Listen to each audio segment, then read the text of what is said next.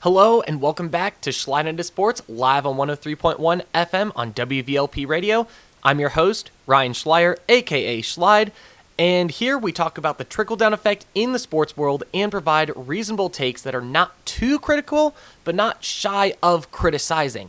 There's a lot of takes out there where they're either way too critical or they're just not critical enough, and they have their own reasons for that, but here we try to stay on the line of objectivity. So today, obviously, we're going to be talking about March Madness, and this has been a very interesting tournament.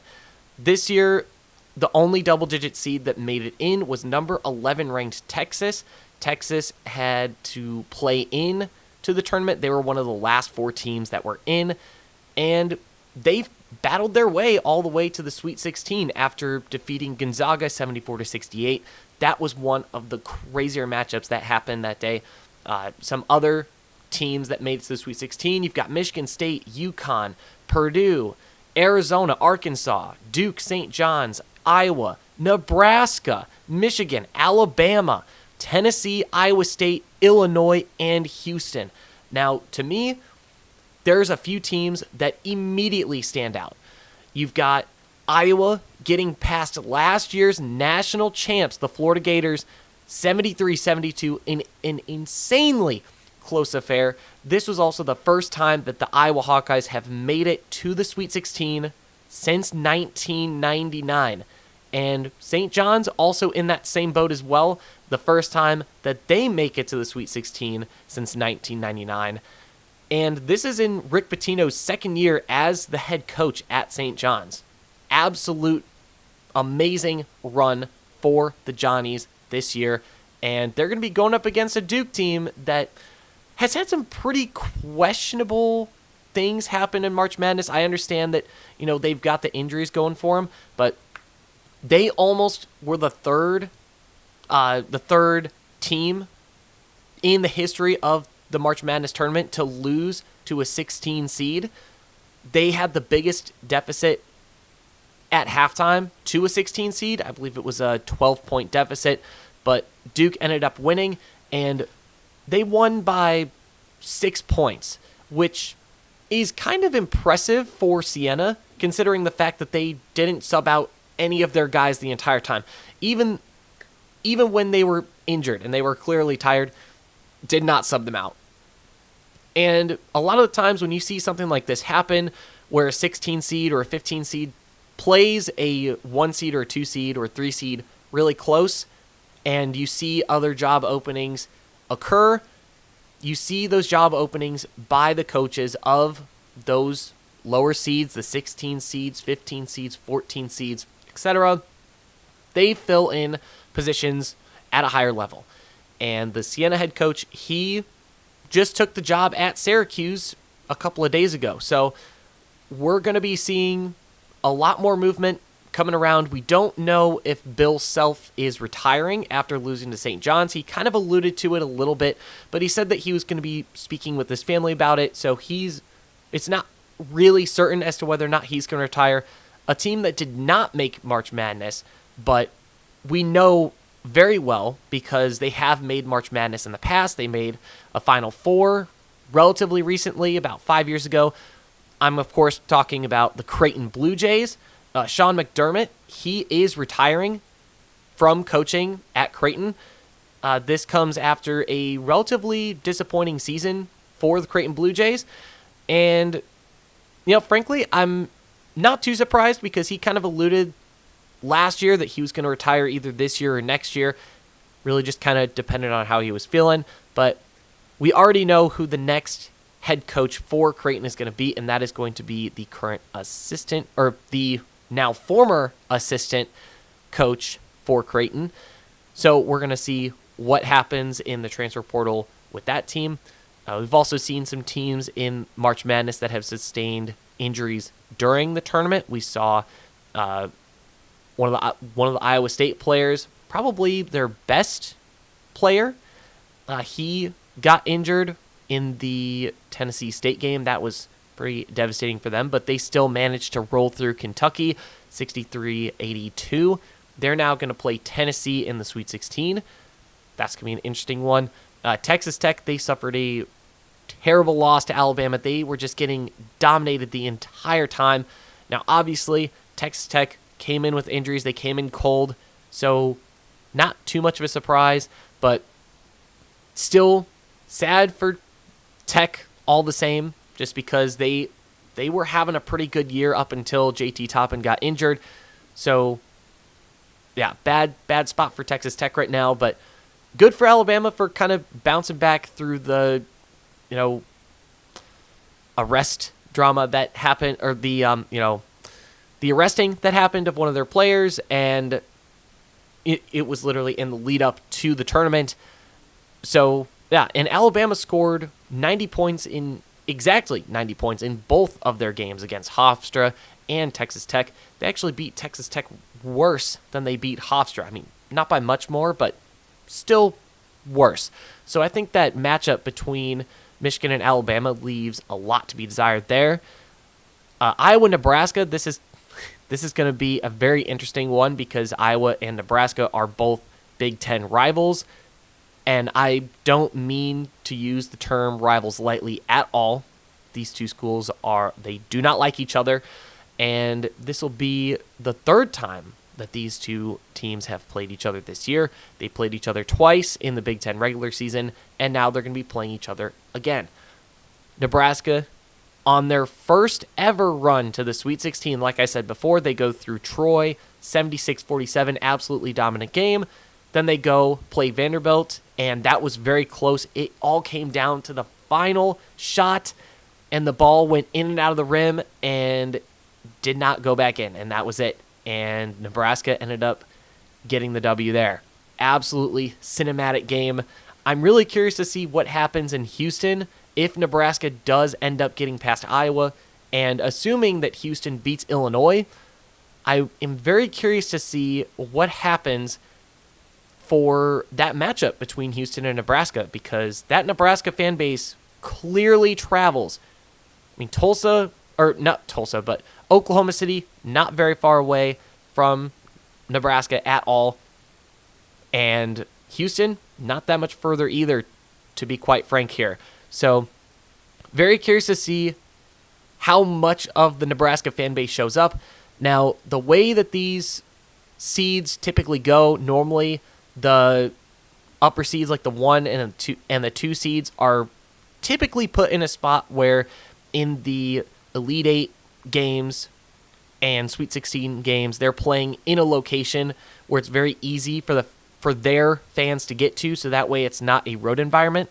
But because this is Nebraska's first ever run in March Madness, in the history of March Madness, I'm a little nervous for Houston right now. I'm not going to lie, and I had Houston in my national championship. I think this is probably worst case scenario for Houston because they're going to be going up against Illinois. Illinois is a tough team. I think Houston should win that game, but assuming that Nebraska gets past Iowa, that is going to be a little bit more of a hostile environment than I think Houston is going to expect. Now, they might expect it to be rowdy, but I mean, just witnessing how historical runs can happen for teams in sports. I mean, I'm talking, of course, about Indiana football here, where Indiana makes their historic run to the national championship and winning the national championship,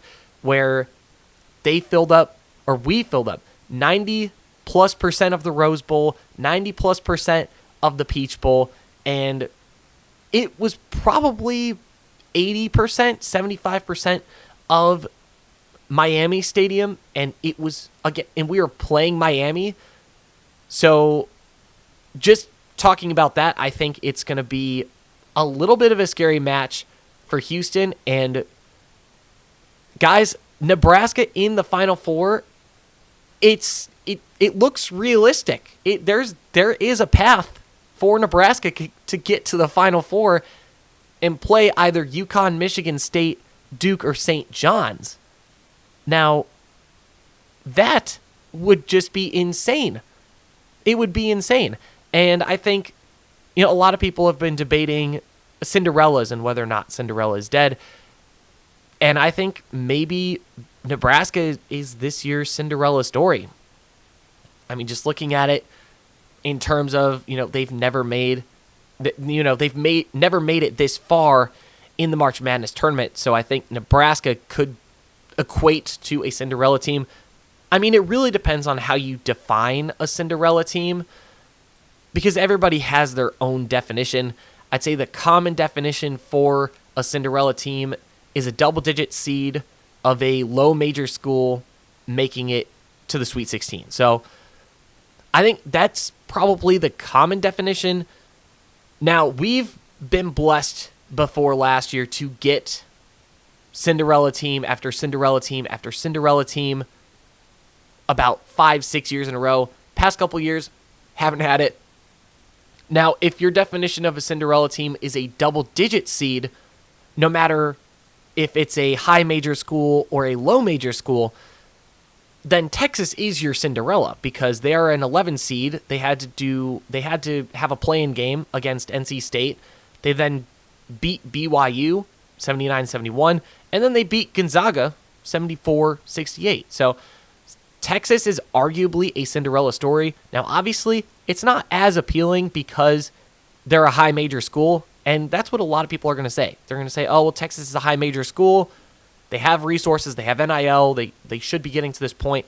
But, again, I don't necessarily agree with that, but it's not necessarily untrue is what I'm alluding to. It really just kind of depends on how you look at it. But something else that I noticed when it comes to this Sweet 16 is you see the coaches that are in the Sweet 16. And it's not just, the team that spends the most amount of money. And when I say that, I'm, of course, referencing Kentucky here because Kentucky this year spent around $20 million, $22 million on their roster, barely get past Santa Clara, arguably should not have gotten past Santa Clara because Santa Clara's head coach called for timeout, but the ref did not acknowledge it. And in that moment, it was before the game-winning shot or the game-tying shot that Kentucky took to send that game into overtime. So really, Kentucky didn't even belong in that game against Iowa State. And, I mean, I can get more on the refs later on in the show just because the refs this tournament, they've been pretty inconsistent, to put it nicely. They've been pretty inconsistent this tournament. Not really too happy with how the refs have been doing when it comes to officiating these games. But, that's something that every team has to deal with in that moment, and there's always ways that you can deal with it. But, yeah, I think, you look at Kentucky, I think it says a lot about the coaching and the staff a little bit just because, you have all that money to buy people. I mean, it technically is buying people, but, you're buying these athletes from the transfer portal. And if you're spending $22 million to fill a 6-man roster, what are you doing? I mean, there are some schools that spend that much on a football roster and find more success than this Kentucky basketball team. Now, granted, I understand that this Kentucky team has had injuries. So does everybody else, though. And if you're spending $22 million, you would think that they wouldn't just be, going out and purchasing athletes, like just 5 or 6 athletes just to fill the minimum amount on the roster. You would think that maybe they try to get maybe 9 or 10 athletes with that money. And you can get 9 to 10 athletes with that money that would be able to fit your system and be able to help you find success. But no, that is not what Kentucky did. They went out and they found the most expensive guys in the portal, put together a super team of athletes that really hadn't been together all that long, and then had injuries, and now they're crying boo-hoo to the media and everyone else. Be like, oh, we're terrible. But, yeah, no. Nobody feels sorry for Kentucky except for Kentucky fans. So, yeah, sorry, Kentucky fans, but not sorry. That's just how it goes. But yeah, again, you look at the coaches that are in the Sweet 16. You've got Kelvin Sampson with Houston. You've got Rick Barnes from Tennessee, Dusty May from Michigan, Matt Painter, Purdue, Sean Miller, Texas, Tom Izzo, Michigan State, Dan Hurley, UConn, John Shire, Duke, Rick Pitino, St. John's. I mean, all these coaches are elite, and they all have completely different budgets. I mean, you look back at Houston, and I talked about Kelvin Sampson just now, but you look at Houston, and Kelvin Sampson has talked about how Houston does not have a large NIL budget. So you're not necessarily seeing teams that, have these insane budgets to put these teams together that make it really far in March Madness consistently. It's the coaching, and the coaching is what is outshining the NIL dollars right now. And I think that's how it is probably going to remain.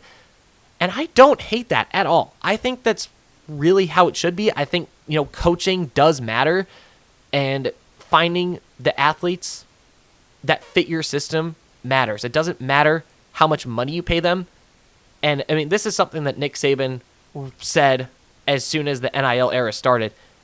You could spend $100 million on a roster, but they don't play well, they get injured, it does not matter. It really doesn't. I mean, you look at North Carolina, they're typically getting a bunch of guys from the portal. They recruit well normally, and they lost to VCU in the first round. I mean, it's not black and white, and that's one of the things that drives me absolutely crazy when it comes to the March Madness talk. And I actually made a little post on LinkedIn talking about March Madness where I kind of bring up the debate on whether or not March Madness is dead. And I more brought this up just because I've been seeing a lot of talk about this online. It wasn't as extreme as last year, just because last year was kind of the birth of that debate. And, people were saying, oh, well, this is just the first year that this happened. It's still up for change. We could see something different.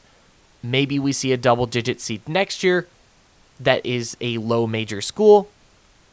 Now that it didn't happen, now we're seeing people come out of the woodwork and be like, oh, March Madness is dead. It's unwatchable because we're not seeing any Cinderella runs. And frankly, if people are saying that, do not listen to those people. And the reason why I say that is because they're saying that to try to go against the grain. They're trying to give you a hot take, when in reality, they're actually joining the echo chamber that is mainstream media. And the reason why I say this is because it's a discussion that's also being had on mainstream networks as well. People are debating whether or not the March Madness tournament is dead. I don't think it is. The reason being is because of a lot of what I said earlier. You look at some of the stories that are happening that you really don't normally see happen. I mean, you look at Nebraska. Nebraska, typically not a basketball school. They don't normally do that much when it comes to basketball. This is the first time that Nebraska has ever made it to the March Madness, or, to the Sweet 16 in March Madness. They've never even made a round of 32 before. They've never won a March Madness game before this year. And you're telling me that, just because Nebraska's a 4 seed in a high power school, that story is now invalid of March Madness being alive? Are we serious? And then you look at Iowa making the Sweet 16 as well. Another school where you typically don't see them put that much into basketball. They're putting more into basketball now, and they're seeing success, just like Nebraska is. They make their first Sweet 16 since 1999. You look at St. John's. They not only invested in players, but they also invested in coaching, in Rick Pitino.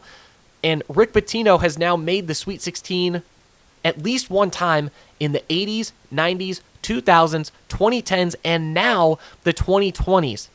Absolutely insane. 5 decades.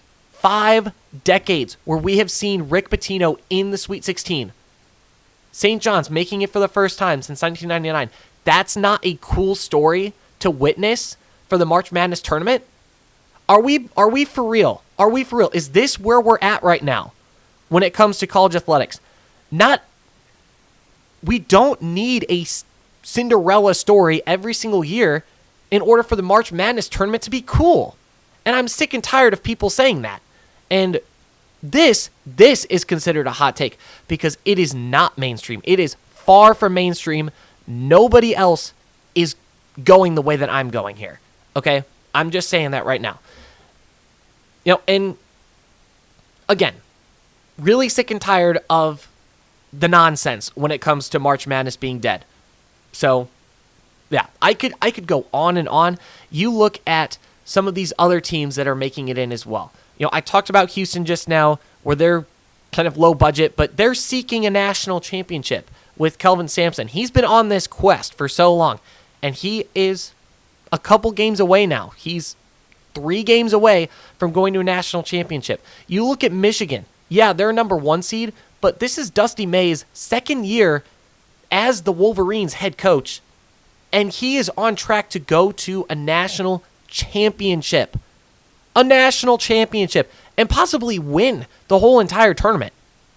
Like, he put that team together, he coached that team, he developed those guys, and he's about to go possibly win the entire March Madness tournament. You look at Arizona, Tommy Lloyd, he's been there a few years now, not too long, about 4 years, but they're about to face a tough road. They're going up against Arkansas. Arizona is one of the younger teams in the country.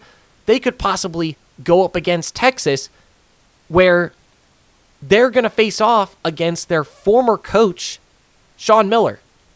Now, none of the players on this team, were coached by Sean Miller, but Sean Miller used to coach at Arizona, then he went to coach at Xavier for a few years, and then he got hired at the Texas job.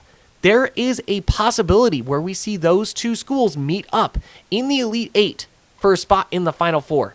You cannot tell me that that's not going to be electric. You cannot convince me that that is not a cool story to follow. Arkansas with Calipari. You look at him, him and Kentucky, they part ways, stopped seeing success at Kentucky, takes Arkansas to the Sweet 16 last year, his first year there, and now he's on track to possibly take them to the Elite 8 and even further. There are people online saying that Arkansas could win the entire thing, and they are not wrong. If they get past Arizona, there is a chance that Arkansas can win the entire tournament. And this would be in Calipari's second year as the Arkansas head coach. You look at Michigan State. This is one of the best teams that Tom Izzo has had in 5 years. They get past UConn, they go to the Elite 8 and face either St. John's or Duke and go to the Final Four. Possibly go for a national title. Maybe they rematch against Michigan for the 3rd time this year. There's so many cool storylines that are not Cinderella storylines. You don't have to have a Cinderella team for this tournament to be cool to watch. All of these teams that are in the Sweet 16 are playing good basketball. They all deserve to be in the Sweet 16. That's all I've got to say about that. It's preposterous. It is just absolutely preposterous to say that the March Madness tournament is dead and uncool simply because you're not getting the same old story every single time with Cinderella. Now, again, I like Cinderella. I think Cinderella is cool. And I'm not saying Cinderella is not cool. That is not at all what I am saying here. I'm just simply saying that's not the only thing that makes March Madness cool. It's not. And I'm tired of people saying that that's the only thing that makes it cool. So, yeah. And part of the other reason why we're not seeing as much Cinderella stories is because of the way that the seeding works for March Madness. Now, some people may forget this, but seeding didn't used to be as accurate because they used something different in previous years. Now, I mean, this year is, I believe, the third year that they've been using this system, but it's called the quadrant system. If you don't know what that is, you probably have heard these terms thrown around: quad 1, quad 2, quad 3, and quad 4. Now, that pretty much just means like quad 1 is simply, a top team. Basically a top 25, top 30 team in the country. Quad 2, 31 through 50 or 60 or something like that, and so on and so on. So they use this quadrant system to classify these teams to help seed them accurately. Now, something that's also considered is location, obviously, and I'll get into that in a second, but you look at, essentially how the quad system works is they take into account the strength of schedule, the results of the game, so whether you win or lose, where the site is, so home, away, or neutral, and the scoring margin, which is capped at 10 points. You also look at the region placement. The first 4 teams from any conference placed in the top 4 seed lines are separated into different regions. Now, you look at, let's just take the South region, for example, right? You look at the teams in the top 4 in the South region. You've got Florida at 1, you've got Houston at 2, Illinois at 3, and Nebraska at 4. These are all schools that are relatively close to where the locations of their games are. Now, Houston is the location for the Elite 8 game for the South region. Now, obviously, Houston, the school, is in that region. So Houston isn't going to face a road-like, or they're not supposed to face a road-like environment. That's the whole idea of the seeds like that. So, and this is something I brought up earlier, I think the location is not going to serve as much of an advantage for Houston. I think if Nebraska gets past Iowa, there's going to be so many Nebraska fans repping Big Red that are going to be in Houston. I really think that they're just going to flood Houston, and it's going to be like the IU National Championship. I'm telling you right now, if Nebraska gets past Iowa, it is going to be a sea of Nebraska fans in Houston. I'm telling you that's what's going to happen. But yeah, that's my take on March Madness and the Cinderella stories. When we come back, I'm going to talk a little bit about the Sweet 16 teams, who I like going in, who my updated Final Four. I'm also going to shout out the leaders of the bracket challenge, the Schleit Into Sports bracket challenge, and more. There's going to be more coming with that as well. So, yeah, stay tuned. Here's a message from our sponsor. This broadcast is brought to you by Authentic Impact, a Northwest Indiana executive coaching practice working with family businesses to ensure their legacy. When you started your business, you made a promise to do things differently, better than anyone else.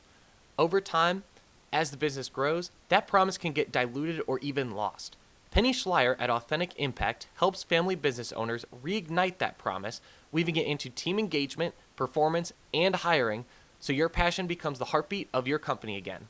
Learn more at authentic-impact-coaching.com. Okay, so Sweet 16. Talked about the teams earlier. Now we're going to go through some of these games. Now this is where I can actually go through the games. It's not like the round of 64 where it is impossible to go through all the games within a 30-minute or hour time frame. There is just no way to possibly do that. So Sweet 16, a little bit easier, have a little bit more data on all of the teams. So we're going to get into this. So, all right, so we're going to start off with the East region. We've got Duke St. John's at the top. Now, the way St. John's has been playing, I really like St. John's. However, I think Duke will probably have the 2 best players on the court. So if St. John's is able to contain Duke defensively, I think they could sneak away with the win. I will I do think that this is going to be a insanely close game. Very close game. Rick Pitino alluded to a buzzer beater. Would not be surprised if it came down to a buzzer beater. So, yeah, I'm thinking that I like St. John's. I want to pick St. John's. It's kind of 50-50. It's kind of 75-25 on the ESPN Tournament Challenge, just based off what I'm looking at right now. The spread is currently 6.5 in favor of Duke.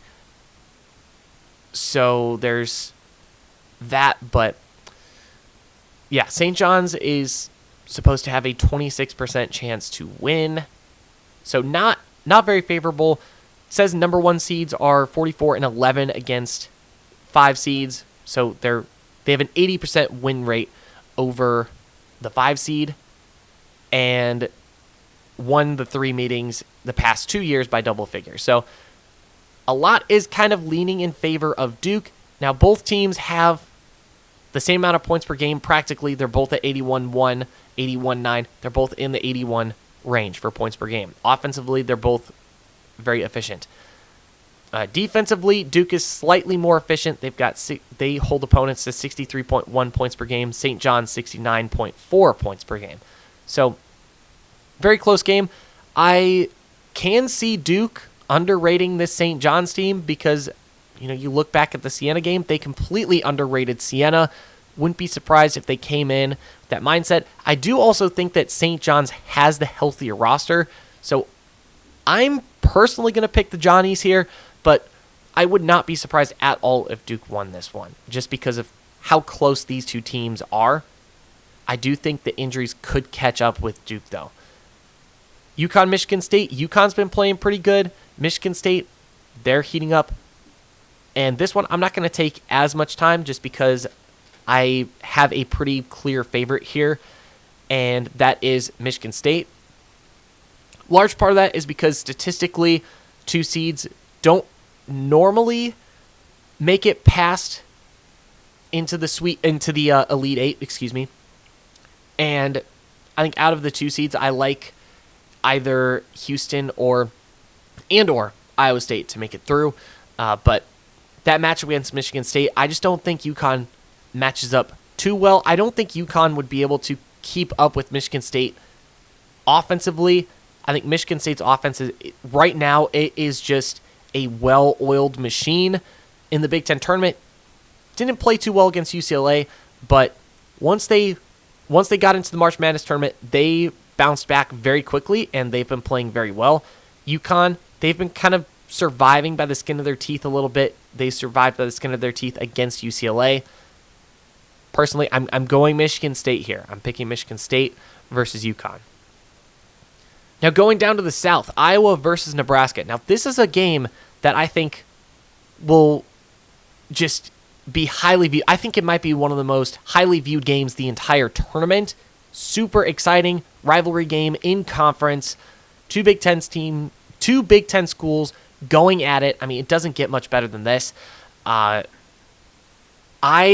going with Nebraska though. I mean, I think Iowa's playing their best basketball right now, but so is Nebraska. And the way Nebraska is shooting right now, I think is just slightly better than Iowa's.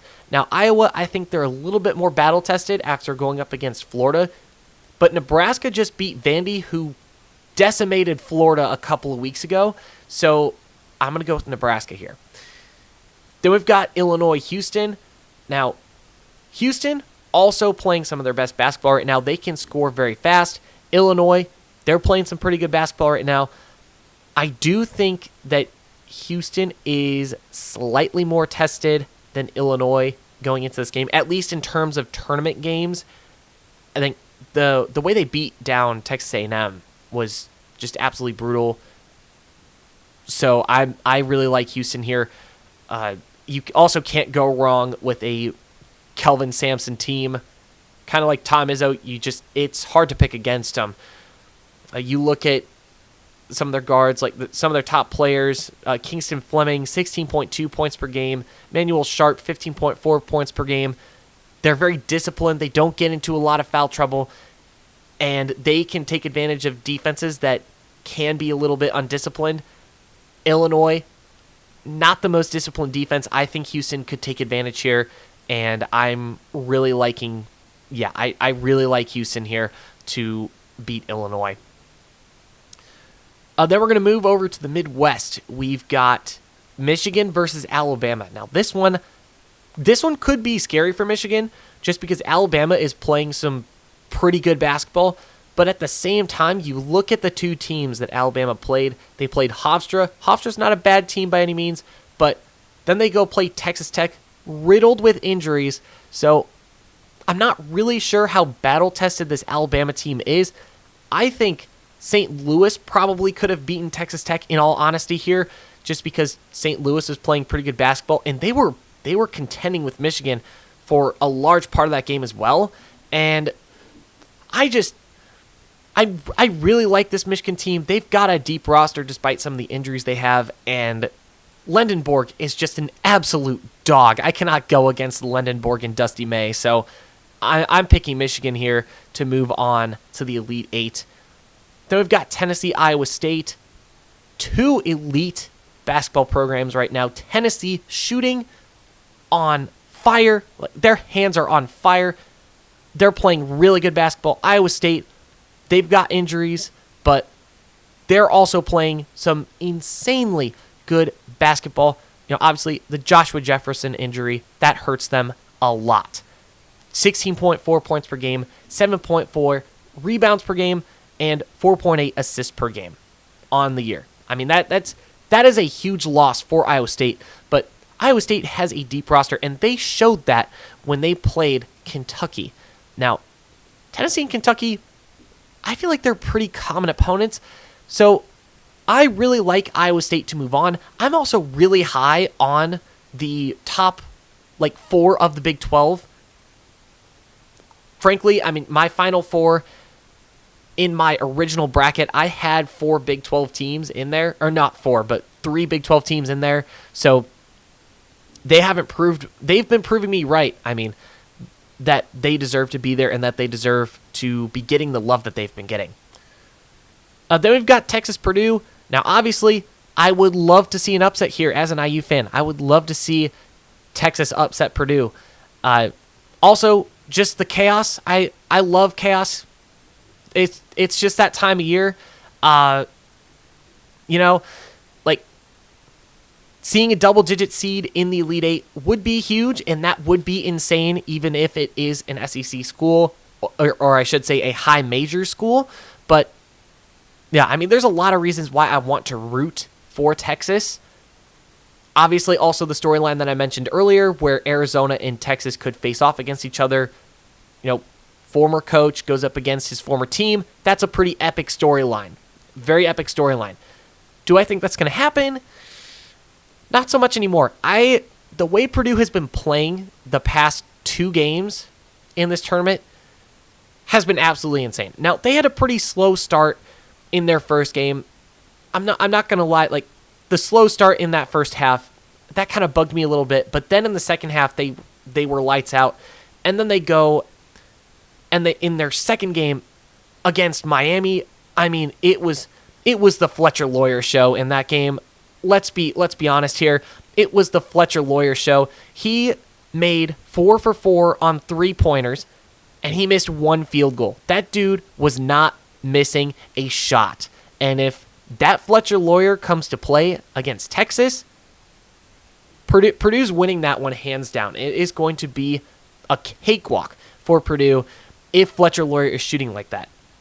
Now, obviously, you look at some of the other players. You look at Kaufman-Renn, you look at Braden Smith, both key pieces. You look at Clough as well. He's a up-and-coming piece as well. Really, honestly, Clough is a very underrated player in my opinion.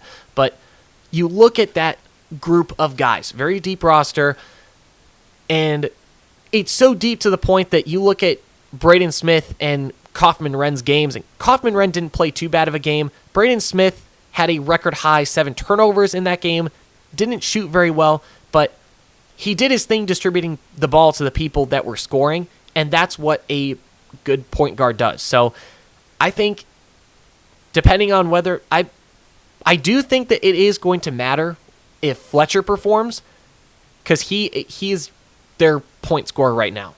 Unless somebody else steps up, I don't know who that's going to be. There's a lot of people that can step up on Purdue's roster. Again, I do want Texas to win. I don't think that's going to happen. I'm going to pick Purdue here against, my wants as an IU fan. But I'm not going to deny that Purdue has looked absolutely amazing this tournament. Then we've got Arizona, Arkansas, the last game of the Sweet 16 for the teams to go into the Elite Eight. Now, I would say Arkansas gets past here. I don't like this matchup for Arkansas, though, simply because of the rebounding. Now, Arkansas, they've had some issues rebounding in the SEC tournaments. They had some issues leading into the SEC tournament. They're not the best rebounding team. Now, when Arkansas is rebounding, they capitalize on those second chance points. So if Arizona gets the win, or if they get the win, it is going to be because they out-rebound Arkansas. And Arizona is a team that can do that. They are very big everywhere on the court. They have a very big roster. They're able to work well inside the paint. And they're great at rebounding. They're not the best at three-point shots, but they're great at defending the three, and they're able to just wear you down, and they are very explosive when they need to be. If they get cold, they could go cold for 10 minutes, but the next thing you know, they're putting up 10 points, 15 points, 20 points in a matter of 2 minutes. So I'm picking Arizona here to go and get past Arkansas. Now, looking at my picks for the Elite Eight, kind of chalky. Not going to lie. I mean, except for South region, you have the 4 and the 2 seed. In the Midwest region, that's the 1-2. Same thing with the West. But then you look at the East, and that's a 5-3. And I'm not surprised at all that is kind of how it went. South was a little more chaotic than I was frankly expecting. And East was about as chaotic as I kind of expected it to be. So, yeah, I mean, despite the top 5 seeds moving on in the East, I do think that it is going to be chaotic in this second weekend of the tournament. Now, we're going to go and pick these Elite 8 games. So we've got St. John's, Michigan State. I like St. John's, but Michigan State is a team where they can match St. John's physicality, and that offense is just so good. It's so good. They have so many guys. They can hit from anywhere. Doesn't matter if it's in the paint, from outside the arc. It does not matter. Jeremy Fears is playing some of his best basketball right now. Cooper is also elite. I mean, the roster for Michigan State is just absolutely insane. They have a deeper roster than St. John's. I'm picking Michigan State here.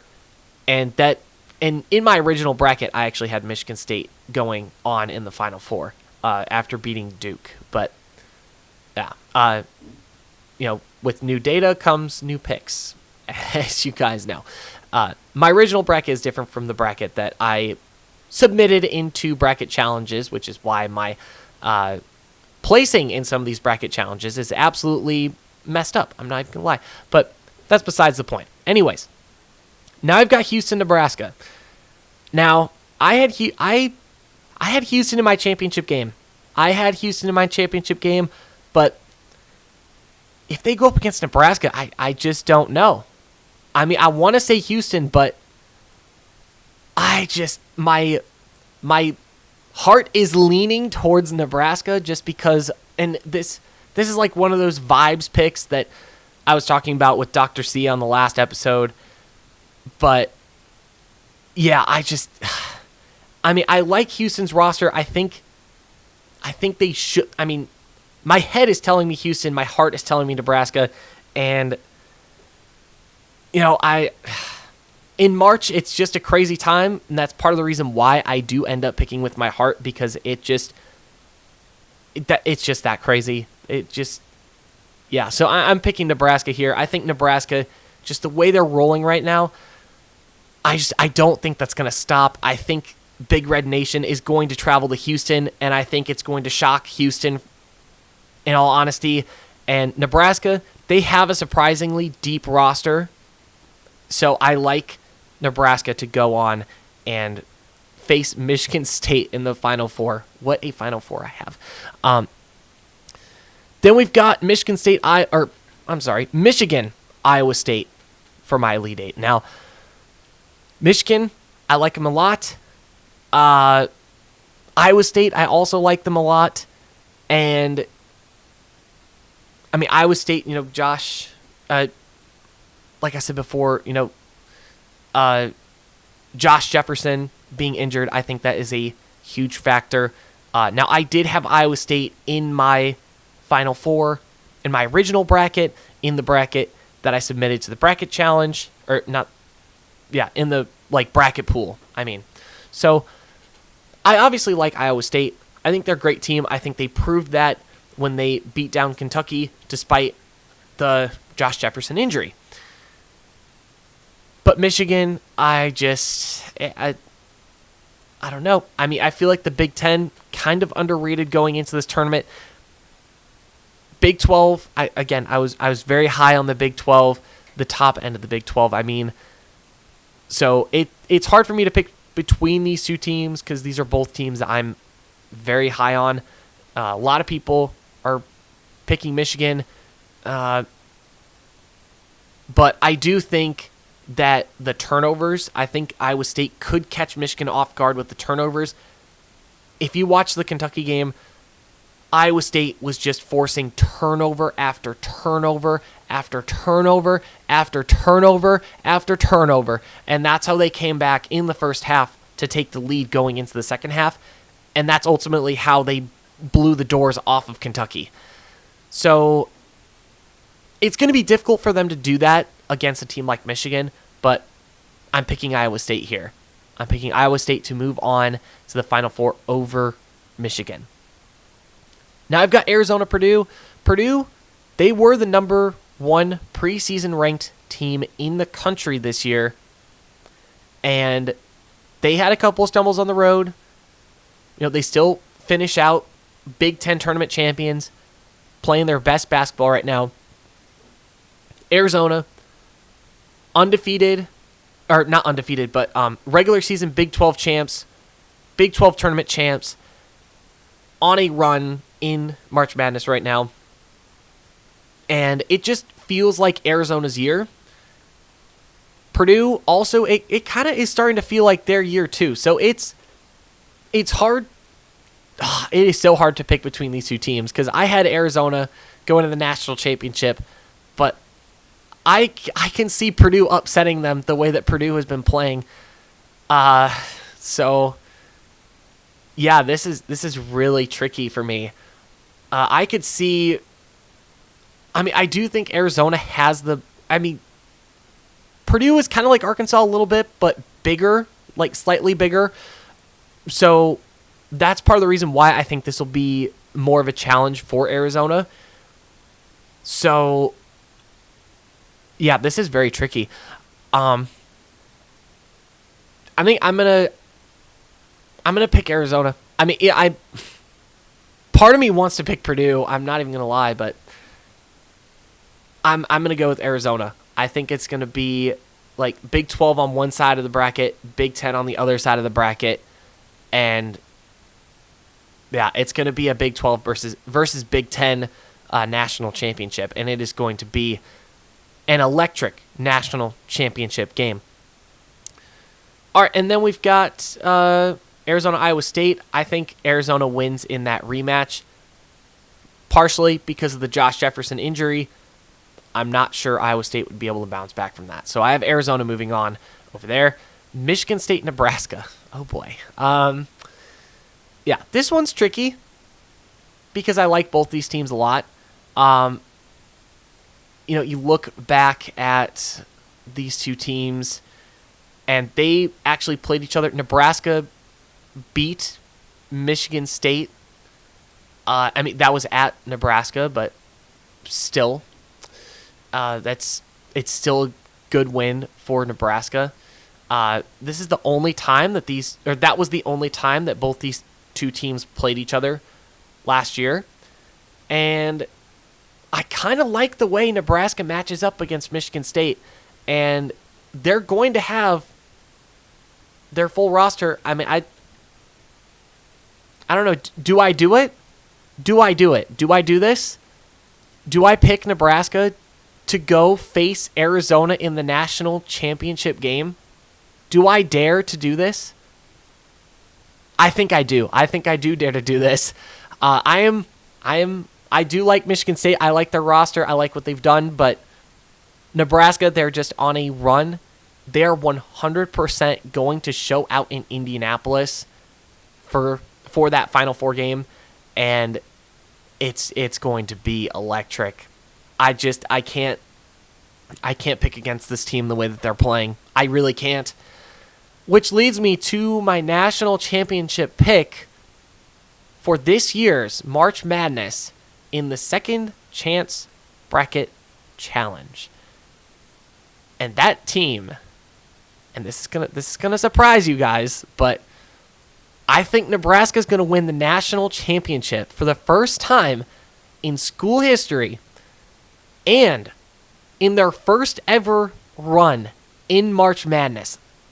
It really looks like it's setting up for that, and I want it so bad. I want it to happen. It would be super cool, and it's very possible. I mean, you look at the path that Nebraska has, how their fans are showing up on these road environments. It is hard to deny this Nebraska team. So I'm picking Nebraska to beat Arizona, and I think it's going to be 5 points. I think it's going to be a 5-point game because Nebraska is a team that's really good at forcing their opponents to make turnovers, and Arizona, they can get into cold spells, and that is where a team like Nebraska can absolutely take advantage. So I'm picking Nebraska, and I'm gonna say that 143 points total are going to be scored in the national championship game. Absolutely insane.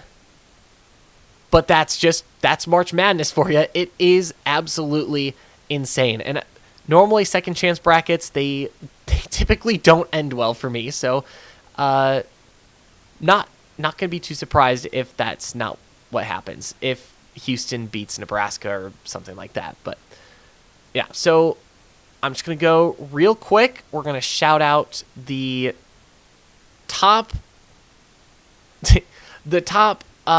person currently in the bracket challenge, and this person is all alone. They're ahead by 10 points to second place, and the person that is currently winning the bracket challenge is Indy AM's Picks 15. So shout out to Indy AM's Picks 15 for making it to the top of the bracket pool after the round of 32. Now, it says your max amount of points is 1770, so you're going to have a pretty good shot at winning the March Madness tournament. A couple people below you can score 1750, 1640. So you got to hope for, everything to still go correctly. But yeah, right now you are on the top of the bracket pool. So yeah, congratulations to Indy AM's Picks 15. Welcome to the top. And on another note, and this is going to be more of a funny note, but there was 59 people that entered the bracket pool. Do you want to guess where my bracket is currently in my own bracket pool? It's currently ranked 56th out of 59 people. So, yeah, I mean, basically, what I'm trying to say here is that I'm the one person, there's always a group of friends where you guys do a March Madness pool, and there's one person in the group that overanalyzes the March Madness tournament and gets last or almost last in that bracket pool. I am that friend. I am that one friend. So, yeah, that is currently my life right now. So, yeah, hopefully things turn around. I mean, I still have the potential to score 1,400 points. Maybe a bunch of things just happen to go wrong. Losing UCLA and Ohio State on the east side. So I have no teams left on the east to score any points. I still have Arizona in as a team from the West region. I've still got both my teams from the Midwest alive, and I still have Houston alive, and I still have, and that's my team from the South that's still alive, and I still have my national champion and national champion runner-up picks alive, and I have 3 out of my final 4 picks alive, so things can turn around. Kind of doubt it, though, based on the way the tournament's been going, so yeah, I'm not entirely optimistic for my odds in my own bracket pool, but I am excited for the other people that are participating in the bracket pool. And this is the most amount of people that has participated in my bracket pool in the history of my bracket pool. Normally, there's only like 5 people, 6 people that will join that pool. But this year, there was 59 people. So thank you guys all for joining the bracket pool. It was very fun, and it is going to continue to still be fun the rest of the March Madness tournament. I can't wait to see who ends up winning, because if my second chance bracket does happen to go as planned, there is nobody in the bracket pool that has Nebraska winning the whole thing. So we could all be wrong on our national champions picks. That would also end my streak of picking the national champion correctly. I picked it correctly last year. I picked Indiana to win the National Football Championship correctly this year. So I'm currently on a little hot streak of picking the national champions. So I'm hoping that that streak doesn't end, but at the same time, I kind of want Nebraska to just win the whole thing, because that would be really cool. So yeah, that's pretty much where my head is at right now for March Madness. But yeah, that's pretty much all that we've got time for today. I did start a new Twitter, just something to where I put my takes, like instant reaction takes. The @ is Schlide. I'll put the link in the description. You can if you missed the radio broadcast or you missed a previous radio broadcast, you can go and circle back and listen to the broadcasts on YouTube, on Spotify, on Millions, Apple Podcasts, Patreon, Amazon Music, and other podcasting platforms as well. Everyone's bracket is busted right now, so we're all going to be just living in complete and absolute chaos. But I'm also going to put a second chance bracket challenge in the links of all of these places on Millions.co, on Spotify, YouTube, the other podcasting platforms. The link for the second chance bracket challenge will be there. So if you want to join, you can head over there. There's plenty of time to join.